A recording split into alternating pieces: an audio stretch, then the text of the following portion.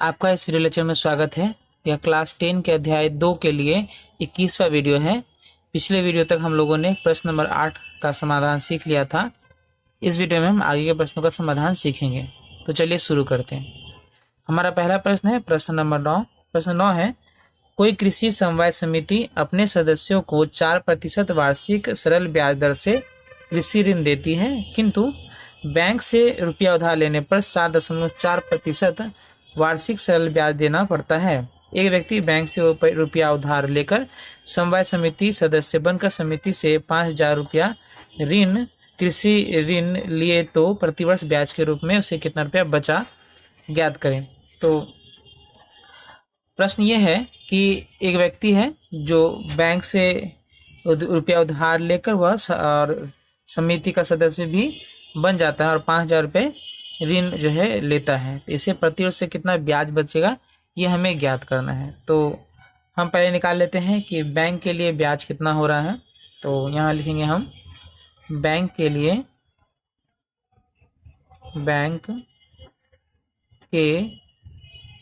लिए जो ब्याज दर है वो कितना है, ब्याज दर बराबर 7.4%। समय हमारा 1 वर्ष ही रहेगा क्योंकि बोला है प्रति वर्ष, और जो मूलधन है वो हो जाएगा हमारा 5,000 रुपये। इसीलिए ब्याज बराबर, तो ब्याज का फॉर्मूला क्या होता है, मूलधन गुने दर गुने समय बटा 100। हमारा मूलधन कितना है, हमारा मूलधन है 5,000 गुने दर हमारा 7.4 है गुने समय हमारा 1 वर्ष है बटा 100। तो इसे हम काट देंगे तो बचा 50 गुने 7.4, इसे हम गुना करना पड़ेगा। तो 4 5 6 20 के 0, हाथ में 2, 5 7 35 2 37, एक 0 यहाँ आ जाएगा और दशमलव जब बैठाएंगे तो यहाँ, यानी 370 रुपये जो है वर्ष के अंत में ब्याज देना पड़ेगा यदि हम बैंक से पैसा लेते हैं। अब हम जो है समवाय समिति के लिए निकालेंगे। तो यहाँ लिखेंगे समवाय समिति के लिए। तो समवाय समिति के लिए हमारा ब्याज दर कितना है, ब्याज दर बराबर 4% है, समय वही 1 वर्ष रहेगा, और मूलधन जो है, मूलधन हमारा 5,000 रुपया ही रहेगा। तो इसीलिए ब्याज बराबर, हम जानते हैं फॉर्मूला क्या होता है, मूलधन गुने दर गुने समय, यानी P/R/T/100। तो मूलधन हमारा 5,000 है गुने दर हमारा 4 और समय 1 वर्ष है बटा 100। इसे हम काट देंगे तो 50 गुने 4 आएगा 200 रुपये। तो यदि हम बैंक से रुपया ले तो हमें 370 रुपये ब्याज देने पड़ते हैं 1 वर्ष के, और यदि हम समिति से ले तो हमें सिर्फ 200 देने पड़ते हैं। इसीलिए जो बचत होगा, इसीलिए बचत बराबर 370 माइनस 200 रुपये, यानी 170 रुपये हमें शेष बच जाएगा। आंसर। बढ़ते हैं अगले प्रश्न की ओर।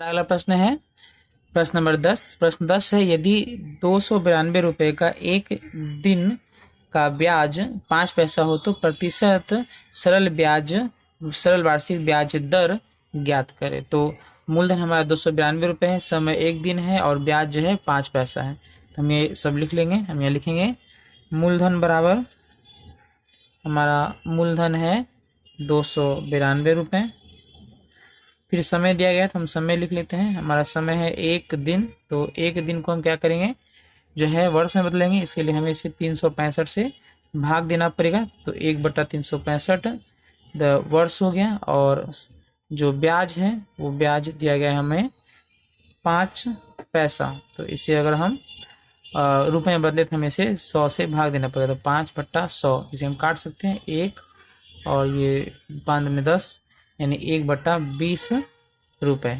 अब हमें ज्ञात करना है वार्षिक सरल ब्याज दर। तो हम ब्याज दर का फॉर्मूला जानते हैं, हम लिखेंगे इसीलिए ब्याज दर बराबर जो फॉर्मूला होता है ब्याज गुने 100 बट्टा मूलधन गुने समय। ये हमारा होता है ब्याज दर का फॉर्मूला। तो ब्याज हमारा क्या है, ब्याज हमारा है 1/20 रुपये गुने 100 बट्टा मूलधन हमारा कितना है 292 रुपये गुने एक समय है 1/365। तो इसे हम थोड़ा सा सरल कर लेते हैं। ये 1/20 का 20 नीचे चला जाएगा और 365 का ये 365 ऊपर चला जाएगा 1/365 का। तो हम इसे लिखेंगे 1 गुने 100 और ये 365 ऊपर आ जाएगा बट्टा ये 20 हम नीचे भी लिख देंगे और गुने 292 गुने 1। तो अब हम इसे काट सकते हैं, 20 ये 5 बार में कट जाएगा। 73 से अगर हम काटे तो 73 से ये 5 बार में और 73 से ये 4 बार में। जब भी 365 रहे तो हमारा दो ही जो है गुणांक रहता है, वो है 5 और एक है 73। तो 73 से ये 4 बार में कट जाएगा और 73 से ये 5 बार में कट जाएगा। तो हमारा शेष बचा 5 और 5 यानी 25 बट्टा ये 4। तो इसे अगर हम भाग करें तो 6.1/4% जो है ब्याज दर आएगा आंसर। बढ़ते हैं अगले प्रश्न की ओर। हमारा अगला प्रश्न है प्रश्न नंबर 11। प्रश्न 11 है 8% वार्षिक सरल ब्याज दर से कितने वर्ष में 600 रुपये का ब्याज 168 रुपये होगा, हिसाब करके देखें। बहुत आसान प्रश्न है। हमें वार्षिक ब्याज दर सरल ब्याज दर दे दिया गया वो है 8%। हम यहाँ लिखेंगे ब्याज दर। तो हमारा ब्याज दर बराबर हो जाएगा 8%। उसके बाद हमें दिया गया है 600 रुपये यानी ये मूलधन है, तो हम यहाँ लिख देंगे मूलधन बराबर 600 रुपये। इसके बाद हमें दिया गया है ब्याज, तो हम यहाँ लिख देते हैं ब्याज कितना है वो है 168 रुपये। कहा गया हमें कितने वर्ष में, यानी हमें समय निकालना है। तो हम जानते हैं समय का फॉर्मूला क्या होता है, समय बराबर होता है ब्याज गुने 100 बट्टा मूलधन गुने दर। तो हमारा ब्याज है 168 रुपये गुने 100 बट्टा हमारा मूलधन है 600 रुपये गुने और हमारा जो दर है वो है 8%। इसे हम काटेंगे अगर तो ये कट जाएगा, 8 से ये 2 बार में और 8 से 1 यानी 21 बार में कट जाएगा। फिर 2 से 3 से ये 2 बार में और 3 से ये 7 बार में, ये 7/2। एक हम पूर्णांक बोले 3.1/2 वर्ष जो है इसे समय लगेगा। तो ये हमारा उत्तर हो गया। बढ़ते अगले प्रश्न की ओर। हमारा अगला प्रश्न है प्रश्न नंबर 12। प्रश्न 12 है यदि किसी बैंक से मुझे 10% वार्षिक सरल ब्याज दर से 800 रुपये जमा करने पर मिश्र धन के रूप में 1200 रुपया प्राप्त हुआ तो मैंने बैंक में कितने समय के लिए पैसा जमा रखा था। आसान प्रश्न है। हमें ब्याज दर दे दिया गया तो हम लिखेंगे ब्याज दर बराबर 10%। हमने 800 रुपये जमा किया था यानी ये हमारा मूलधन होगा। मूलधन बराबर 800 रुपये और हमें मिश्र धन के रूप में 1200 रुपये मिला है, तो हम ये भी लिख देते हैं कि ये मिश्र धन बराबर हमारा कितना है, मिश्र धन बराबर 1200 रुपये। अब हमें बोला है कि कितने समय के लिए, यानी हमें समय ज्ञात करना है।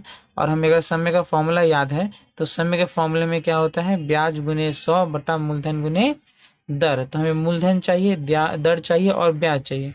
हमें मूलधन मालूम है, दर मालूम है, किंतु ब्याज नहीं मालूम है। पर हमें मिश्र धन मालूम है, तो अगर हम मिश्र धन और मूलधन को घटा देंगे तो हमें ब्याज प्राप्त होगा। तो हम इसे लिखेंगे इसीलिए ब्याज बराबर फॉर्मूला होता है हमारा मिश्र धन माइनस मूलधन। तो हमारा मिश्र धन कितना है वो है 1200 रुपये और मूलधन है 800 रुपये। तो इसे हम घटाएंगे तो हमारा बचेगा 400 रुपये, यानी हमारा जो ब्याज होगा वो है 400 रुपये। इसीलिए हम अब समय निकालेंगे, तो इसलिए समय बराबर हमारा समय का फॉर्मूला होता है ब्याज गुने 100 बट्टा मूलधन गुने दर। तो हमारा ब्याज है 400 रुपये। हम यहाँ लिखेंगे 400 गुने 100 बट्टा हमारा मूलधन है 800 रुपये गुने दर हमारा है 10%।